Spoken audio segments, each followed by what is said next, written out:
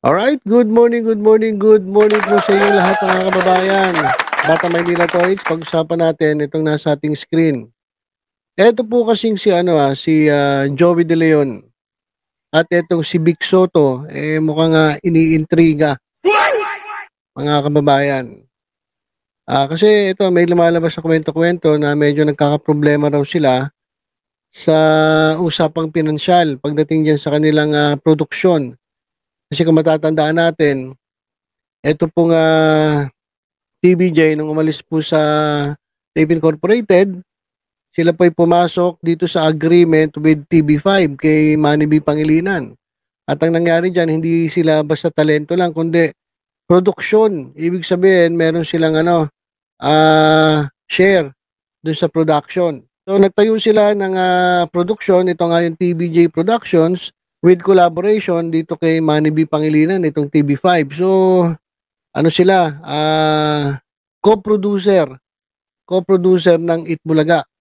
At dahil nga dito, maraming lumalabas ng mga nangiintriga at mukhang pinag-aaway itong dalawa. Ito, kagaya ng nasa screen natin mga kababayan. Ayan o, Joey De Leon, tinanong kung hindi ba sila nagkakasundo ni Vic Soto pagdating sa pera ng Itbulaga. Ayon kasi sa ilang ulat ay umiinit minsan ang ulo ni Joey De Leon dahil sa pressure ng pag-handle ng Itbulaga. Ito nga po yung report.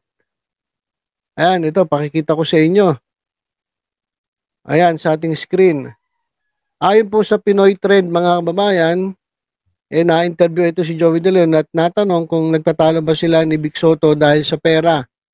Dahil nga po dun sa kanilang pagiging co-producer ng Itbulaga.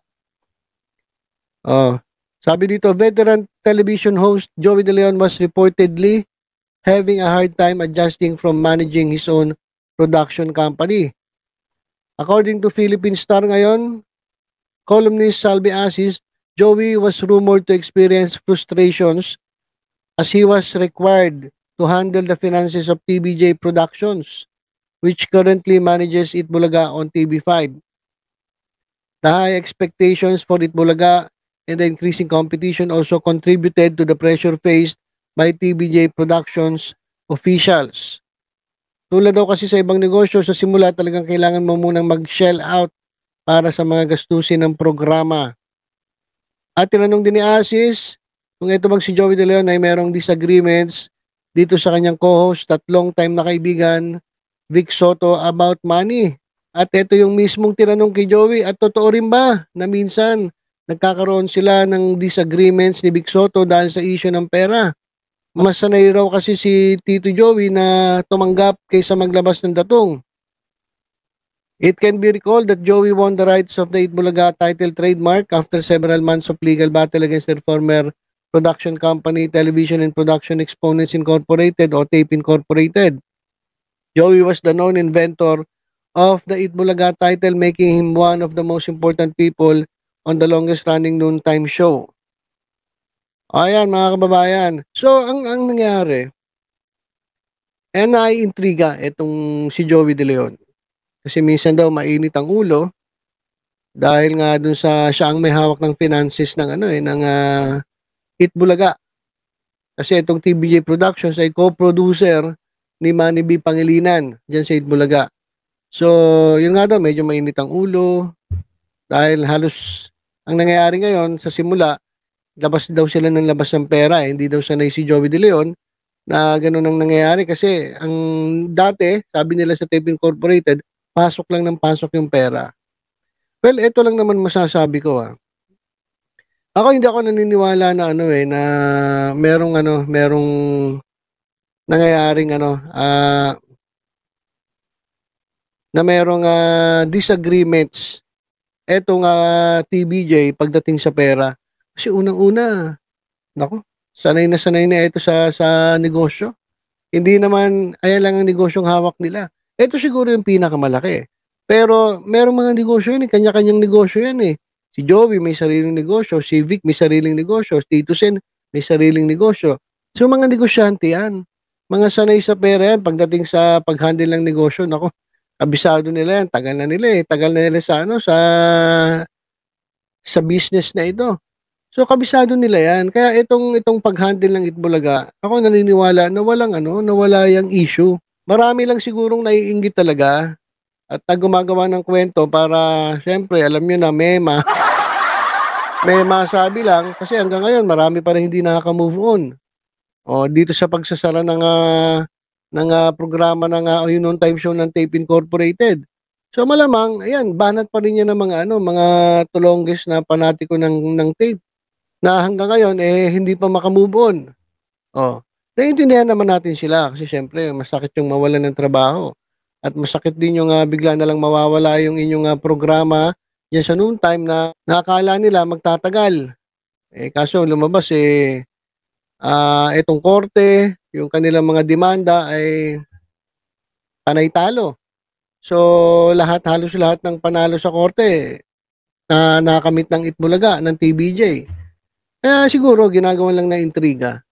Pero yun nga yung tingin ko diyan, malabong mangyari yun na merong mga disagreements. Kasi unang-una, mayayaman ka. Hindi ito ano, hindi ito basta-basta mga Tito Soto, Vic Soto, Joey De Leon. Sa tagal na nila sa business, dito sa industriya, yung milyon-milyon na yan parang barya-barya na lang sa kanila eh. So sa tingin ko, hindi problema itong pag-handle ng finances ni Joey De Leon dito sa Itbulaga. Yakang-yakan niya yan. At itong sinasabi na medyo umiinit ang ulo, siyempre lahat naman tayo umiinit ulo. Sino ba hindi umiinit ulo? Lahat tayo umiinit ulo. Lalong-lalo na pag walang pera. Sila Joey De Leon, Vic Soto, Tito Soto, daming pera niyan. Pero umiinit ang ulo nila, mas lalo na tayo, wala tayong pera. Pero hindi yan. Hindi yan dahilan para mag-away itong tatlo, itong TBJ. Kasi mga professionals yan sa kasus naman. Tagal lang pinagsamahan yan. 44 years magkakasama. Tapos dahil lang sa pera, mag-aaway-away. Naku, kalokohan yan. Ito talaga mga tulongges na hindi makamove on eh. Ginagawan lang ng issue eh. So yan mga kababayan. Ito pong balita na kung totoo man na si Joey De Leon ang talagang humahawak ng finances ng Itbulaga sa parte ng TBJ Productions, syempre, dumadaan sa problema yan. Dumadaan sa kasi syempre kailangan maghigpit ka eh. Kasi nagsisimula kayo eh. Simula pa lang tong TBJ Productions eh. Pero hindi yan makaka-apekto sa pagkakaibigan ng tatlo. Malabo po mangyari yan. At kung merong mga balita, ito, mga malamang imbento lang yan para makapanira dito sa tatlo, sa Tito Vic and Joey. Alright, so ito pa, gusto ko na rin idagdag ito matindi mga kababayan. Nakita. Ito pakikita ko sa inyo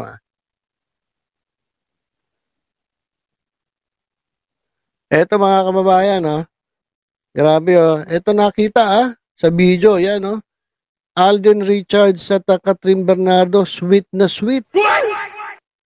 Ayan mga kababayan, di ba? Sabi nila, naku, sila na ba talaga? Ito nga pangalan ng video, huy, daddy, mommy, ano to? Ayan, pansinin ninyo. Ayan, dito sa ating screen. Ayan, grabe makayakap si Alden, talagang dikit na dikit dito kay Catherine Bernardo. Kaya nako, isa yan din sa pinag-uusapan ngayon Sila na ba? Etong si Alden Richards at si Catherine Bernardo. Kasi sa mga naglalabasang mga video, nakitang-kita naman na sila ay sweet na sweet sa isa't isa. Ayan mga kababayan, bahala na kayo magdesisyon sa buhay ninyo. Ito pinapakita ko lang sa inyo itong mga nangyayari. At dito kay Henyo Master Joey De Leon, yan, at kay Bossing Vic Soto, isama na rin natin si Tito Sen. Wala pong nangyayaring hindi pagkakasundo yan sa tatlo.